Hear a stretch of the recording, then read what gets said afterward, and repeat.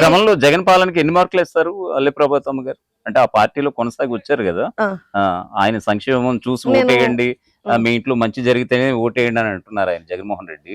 నిజంగా ఆయన ఇంట్లోనే మంచి జరిగితే గనక ఈ రోజు ఆయన ఇద్దరు చెల్లెళ్ళు, ఒక ఆమె సొంత చెల్లెలు, ఇంకొక ఆయన చిన్నాన్న గారి బిడ్డ సునీతమ్మ, ఇద్దరు బయటకు రారు కదా ఆ ఇంట్లో మంచి జరిగితే గనక. నిజంగా ఆ ఇంట్లోనే మంచి జరగలేదు, ఇంకా బయట ఇంట్లో మంచి ఇంకేం జరుగుతుందని చాలా మంది అనుకుంటున్నారు, ప్రశ్నిస్తున్నారు ఆ కుటుంబం పైన. సేమ్ క్వశ్చన్ మీరు జగన్ పాలనకి ఎన్ని మార్కులు వేస్తారు ఈ క్రమంలో? సేమ్ క్వశ్చన్ నాతో ప్రజలు అదే అడిగారు.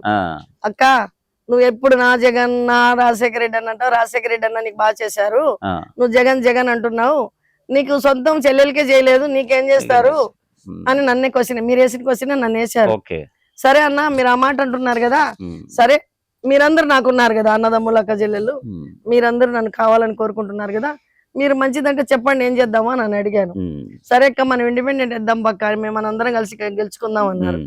సరే అని ఇండిపెండెంట్ వేసాను. హ్యాపీగా అందరూ రిసీవ్ చేసుకుంటున్నారు.